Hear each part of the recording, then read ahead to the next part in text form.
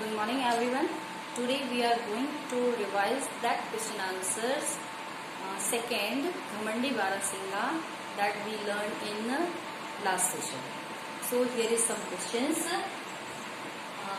यहाँ पर बोर्ड पर मैंने कुछ क्वेश्चंस लिखे हुए हैं जिनके अर्थ हम समझने की कोशिश करेंगे ताकि अगर आपको होमवर्क में वो क्वेश्चंस दिए गए हों तो उनके उत्तर आप उनके आंसर आप आसानी पूर्वक लिख सकें।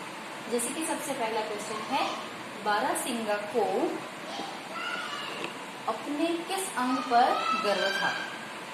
आपको स्टोरी याद होगी कि बारासिंगा कौन था, उसके साथ क्या हुआ था और उसने क्या सोचा था वगैरह। तो सबसे पहला प्रश्न है, बारासिंगा को अपने किस अंग पर गर्व था। तो उस प्रश्न का उत्तर ये है कि बारासिंगा को अपने सींगों पर बहुत गर्व था। भगवान ने उसे बहुत सुंदर सींग दिए थे, इसलिए घमंडी बारासिंगा अपने सींगों पर बहुत घमंड करता था। इसके बाद दूसरा क्वेश्चन है कि तालाब का पानी कैसा था। बारासिंगा जंगल में घास खाने के बाद तालाब के किनारे पानी पीने के लिए गया था, तो उस तालाब का पानी कैसा था। तालाब का पानी बहुत ही साफ और स्थिर था। पानी पीते पीते बारासिंगा की नजर किस चीज पर पड़ी। तो जब बारासिंगा तालाब में पानी पी रहा था तो उसकी नजर कहाँ पड़ी, अपने पैरों पर। बारासिंगा के पैर बहुत ही पतले और भद्दे और करूब थे। वह भगवान से कहने लगा था कि भगवान, आपने मेरे इतने सुंदर सींग बनाए लेकिन मेरे पैर बहुत भद्दे और गंदे हैं। बारासिंगा की टांगे कैसी थी।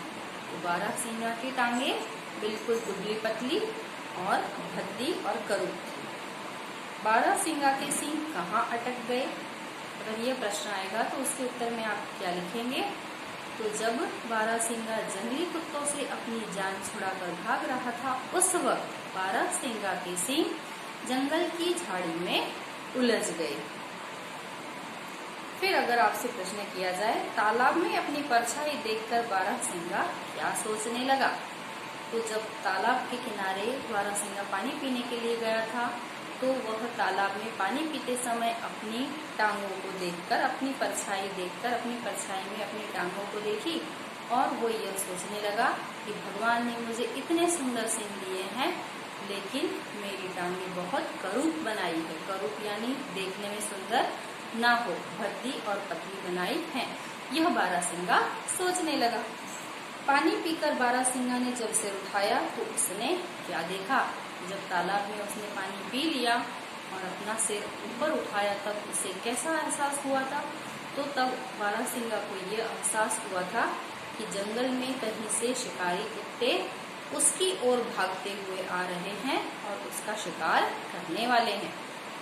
बारासिंगा ने मन ही मन में अपनी टांगों की प्रशंसा क्यों की, क्योंकि जब शिकारी कुत्ते उसकी तरफ दौड़कर आ रहे थे उस वक्त अपनी जान बचाने के लिए अपनी मजबूत टांगों का सहारा लेके उसने जंगल में कई दूरी तक दौड़ लगाई और शिकारी कुत्तों से अपनी जान बचाई। इसलिए उसने यह सोचा कि भगवान, अगर आपने मुझे यह मजबूत टांगे ना दी होती तो आज मैं इन शिकारी कुत्तों से मेरी जान नहीं बचा पाता। और उसने भगवान से धन्यवाद किया, शुक्रिया माना और अपनी टांगों की प्रशंसा भी की। वृक्ष की डाल में जब बारासिंगा के सींग अटक गए तो उसके साथ क्या घटना हुई। अपनी जिन टांगों को वो भद्दी कहता था उसी टांगों के ने उसकी जान बचाई। लेकिन उसके बाद क्या हुआ था, जब जंगल में बारासिंगा जान बचाते हुए भाग रहा था तो जंगल की झाड़ियों में अपने सुंदर सींग उलझ गए, अटक गए और फंस गए।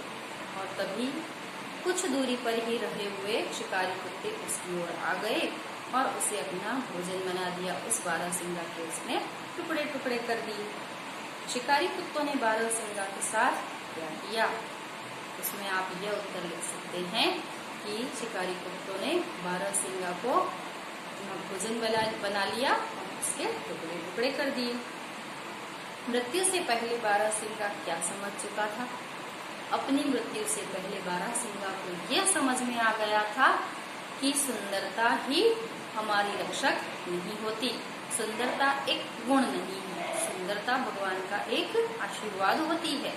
अगर वो मनुष्य को मिलती भी है तो हमें यह तो जिस मनुष्य को सुंदरता मिली है, किसी चीज की सुंदरता मिली है, उसके लिए हमें कुदरत का, भगवान का शुक्रिया करना चाहिए, भगवान को थैंक यू बोलना चाहिए।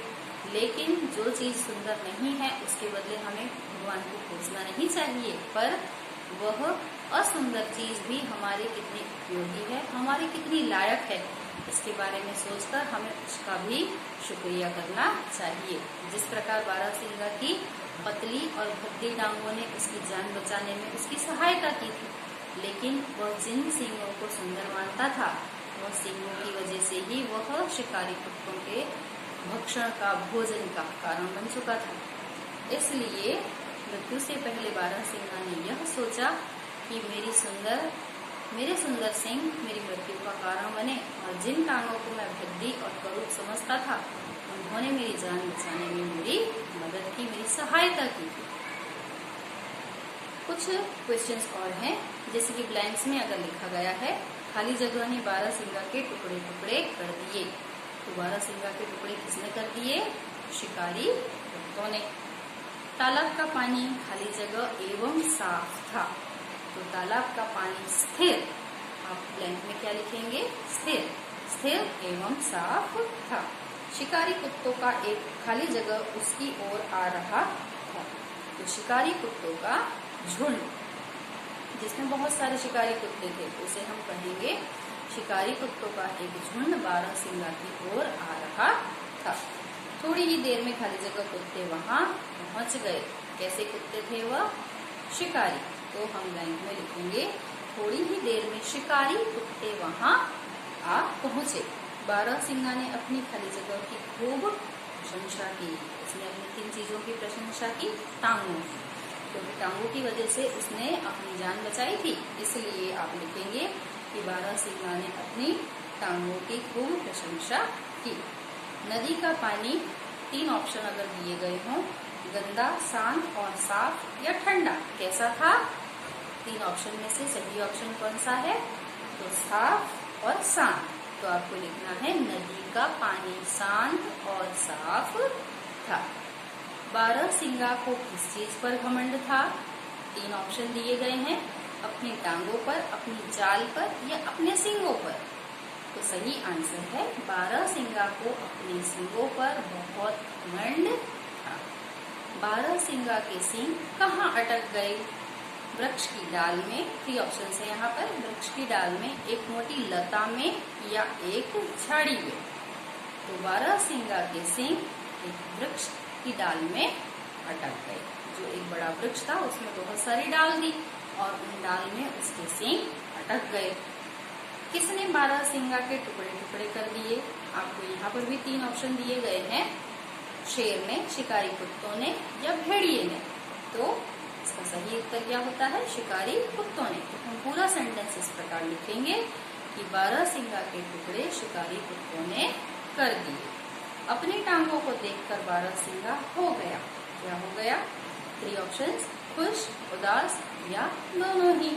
तो अपनी टांगों को देखकर बारहसिंगा उदास हो गया। उसकी टांगे पतली थी और भद्दी थी, इसलिए वह अपनी टांगों को देखकर उदास हो गया था। तो अगर होमवर्क में इस प्रकार के कुछ सवाल, कुछ क्वेश्चंस दिए जाएं, तो इसके उत्तर आपको इस प्रकार लिखने हैं।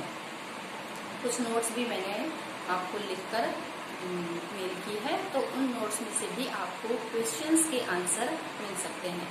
जो नोट्स भेजी गई है बच्चों, वो आपको लिखना नहीं है, it is for reference for your question answers. अगर आपको क्वेश्चंस पूछे जाएं तो वो आंसर के लिए रेफर की गई है। You have to only read that notes, read and keep it in your mind that answers. तो उन आंसर्स को आपके माइंड में रखिए, उसे याद रखिए और समझिए। जब भी उसके उपयुक्त कोई क्वेश्चंस पूछे जाएं, सवाल पूछे जाएं, तब उन नोट्स का उपयोग आप उसके आंसर लिखने में कर सकते हैं। ओके, तो इन क्वेश्चंस के आंसर को आपको याद रखना है। अगर होमवर्क में मिलता है तो लिखना है।